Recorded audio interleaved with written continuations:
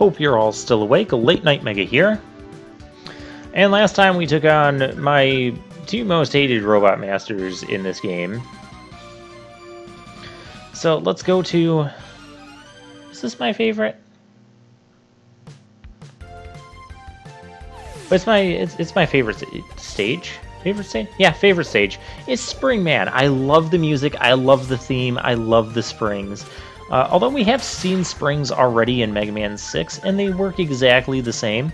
You get a normal bounce if you're just, letting yourself bounce. Hold the jump button to get the super bounce on the spring.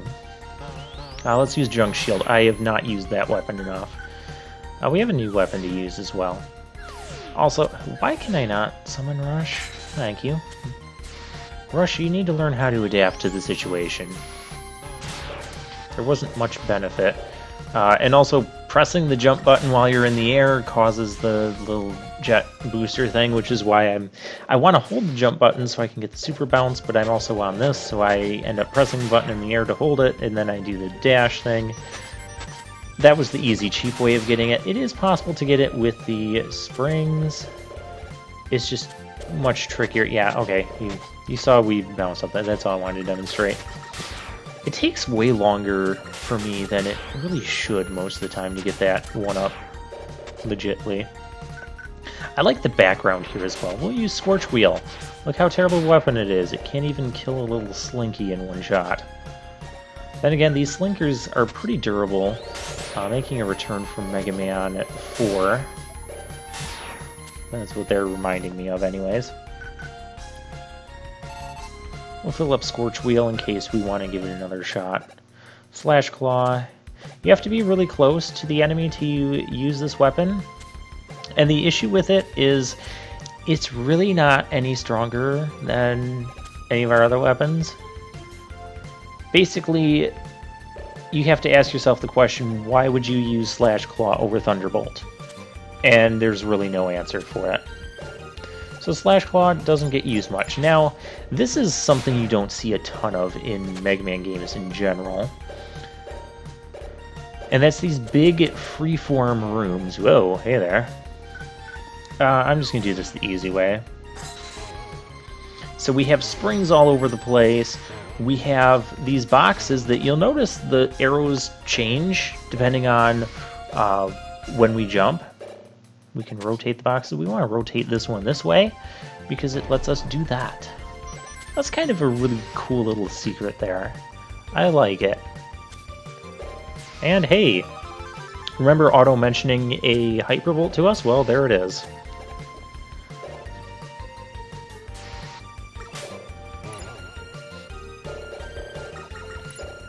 And I'll go down here. There's nothing really down here.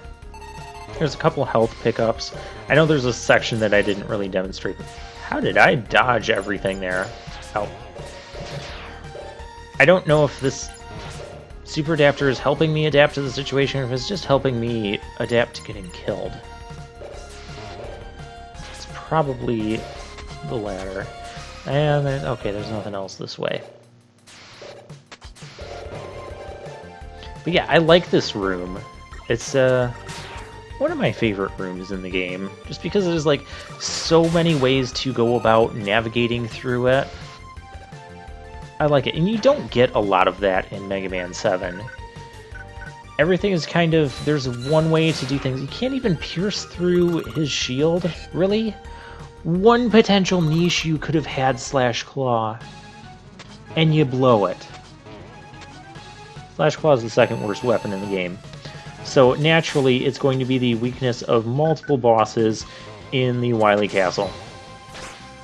Now, one thing you don't want to do is use Thunderbolt on Spring Man. Okay, so that works. Okay. We'll use some other weapons. I don't think we need to use other weapons. He's weak to Slash Claw. But I want to use other weapons on his little springs. His little springs take 2 shots to take down. And they can be somewhat annoying to try and dodge around. See how we're getting hit there. So Spring Man does have an attack that will impede our movement. I'm trying to get him to demonstrate that because I want him to demonstrate that. And anytime I want him to demonstrate it, he's really finicky about demonstrating it. Come on, I didn't demonstrate Burst Man's. There we go. So yeah, he grabs you and impedes your movement. I like the little pose he does. If you actually survive being smashed into the ceiling, he does his little toss. I do like that attack. And I mean, it's more like a cutscene type of attack, really. Like, you can't do anything about it once he grabs you, and it's not like you're taking damage throughout the whole thing. You're gonna take damage... Oh, hey. Take a lot of damage. He just, like, tosses you aside like you're yesterday's trash. I like it. So yeah, that attack, it's not bad, but when you have 7 Robot Masters that have attacks that lock up your movement controls, that's where I start to have issues. Maybe if it was only, like, 3 that did that instead of 7. Which 3 would I want? I will give Freeze Man, Shade Man, and Spring Man a pass on that. Not because I actually like Shade Man, but because his attack fits his theme, which we're gonna see here.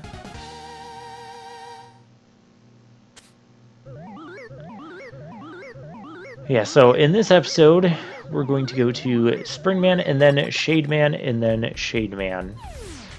Yeah, we actually have to go to Shade Man stage twice to get everything, because there's a split path that I believe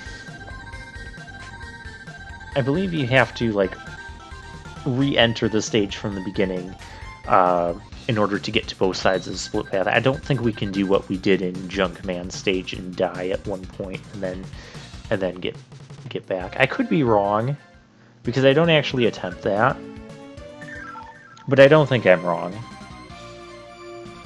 So just assume I'm right.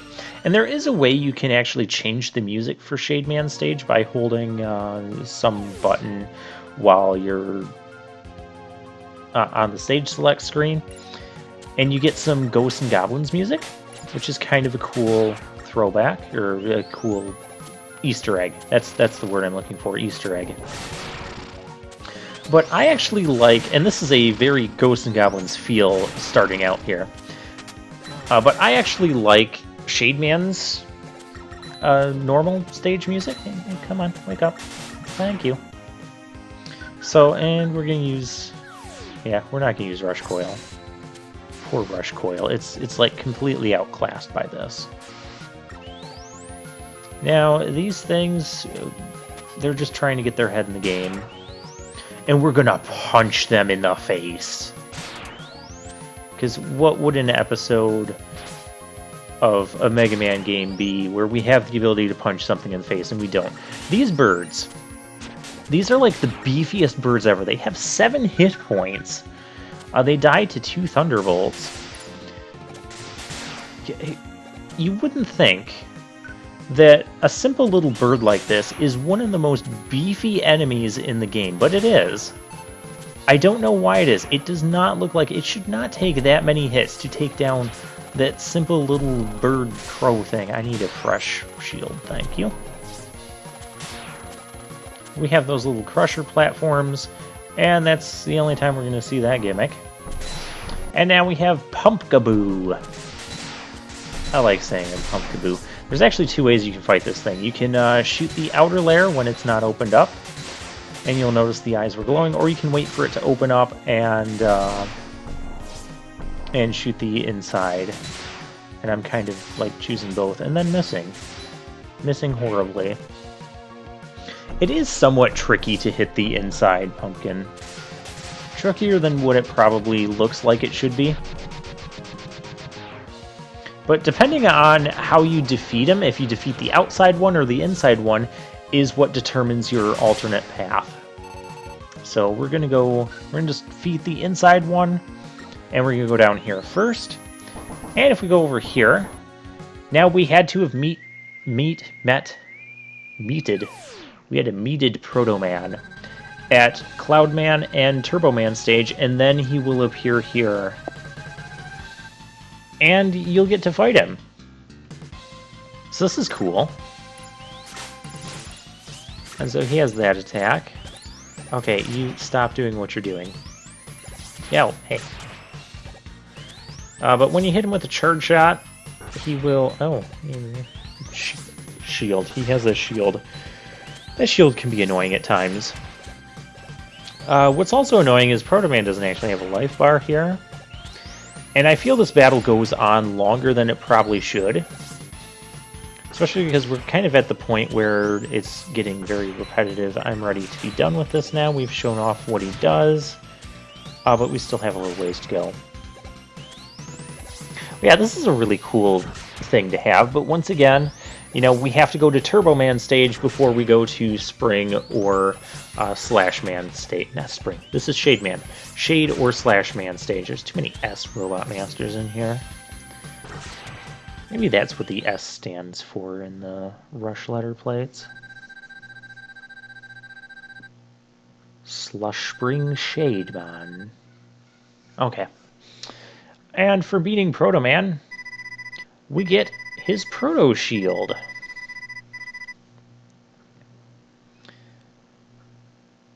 And it's really cool that they added this to the game because it gives us, you know, more variety. I'm all for that. The problem is there are so many other weapons and like the super adapter to use that I most of the time just end up not using Proto Shield. So what it does is while you're standing still, oh, not while you're jumping, so it's the opposite of Mega Maker. While you're standing still, the shield will be out there and it will just absorb projectiles. And I'm pretty much going to forget to use it the rest of the game. Because I'll either be using special weapons or I'll be using the super adapter. And the times I'm not going to think of equipping Proto Shield. I just dodge projectiles usually anyways. Even in slow, clunky Mega Man 7, I can still dodge projectiles. Now here you can actually use a couple different weapons. You notice the Thunderbolt gives you the ability to... they didn't tell us we could light candles with the fire. They didn't tell us we could light up a dark room with Thunderbolt either, even if it's just momentarily. So again, we have descriptions where we're given descriptions for weapons, and it does not tell us everything they can do. And now we have this annoying elevator of doom here. And it's really annoying to me because you notice all the items that these enemies are dropping, we can't get unless we're like, we pick them up as they're falling, because they just fall right through the elevator. These are also fairly beefy enemies, and it's kind of tricky to get out of this without taking much damage, unless you're using like a really good special weapon, like Junk Shield. I like Junk Shield. Then we come out down here.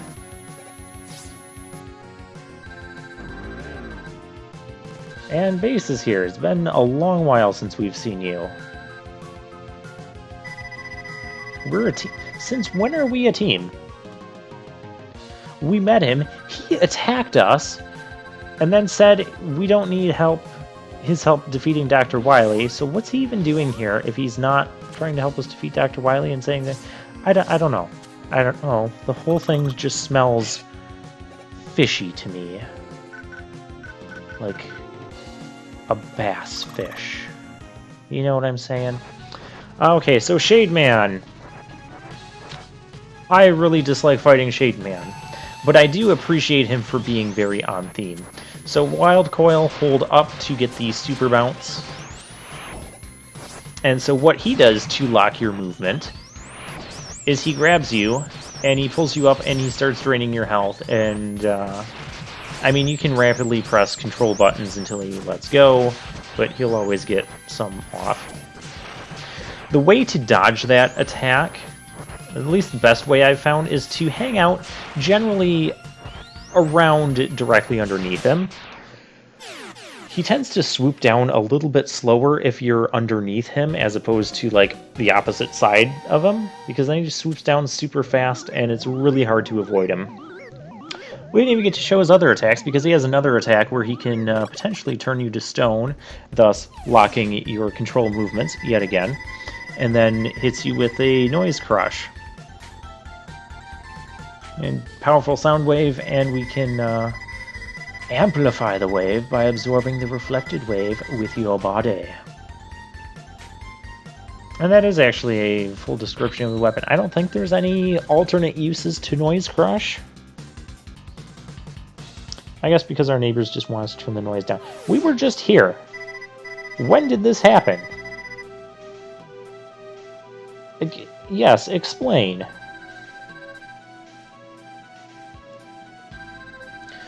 Base went berserk after I completed his repairs. Well, that's rude. You stole the parts for the new enhancements. Well, we don't actually have space in our menu for new enhancements anyways, so...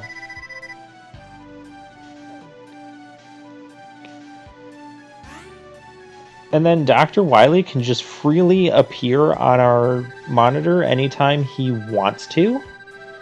That seems like a huge flaw in Dr. Light's lab.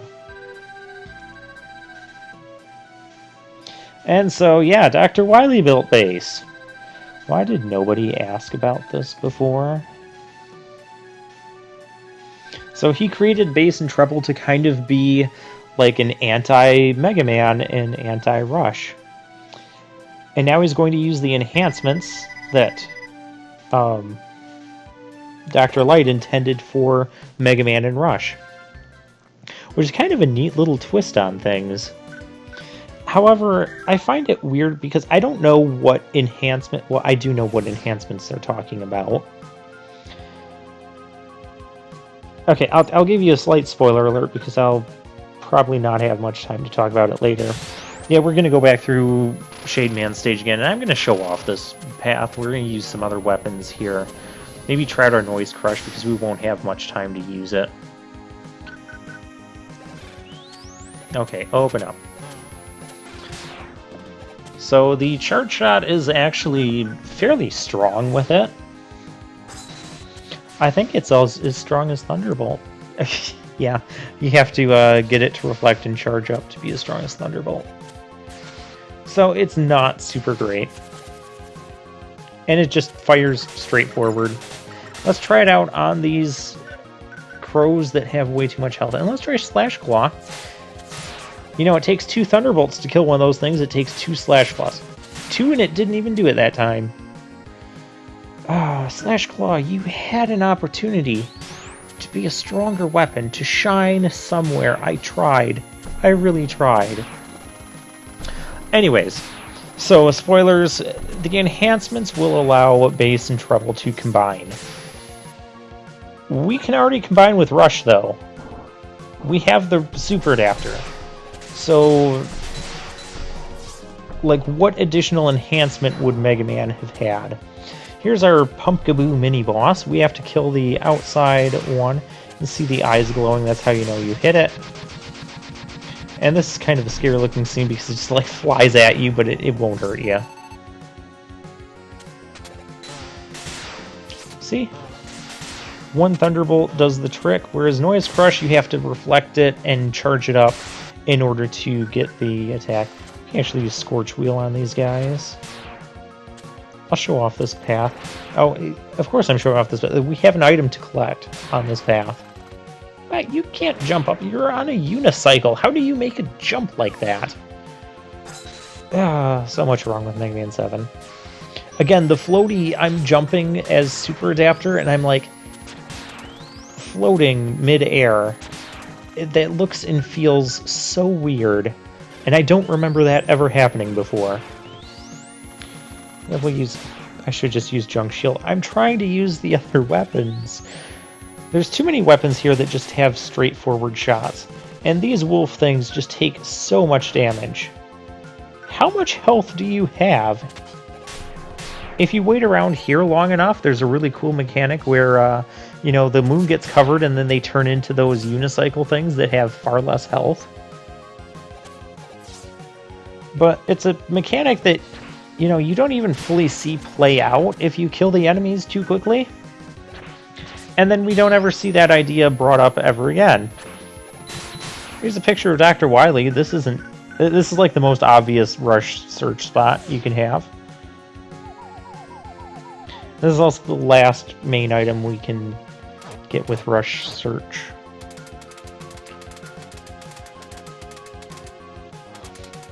Now, here's another really annoying thing. I end up using the exit utility. Our last quick save point, I should say save point, because you can't actually manually save the game in this.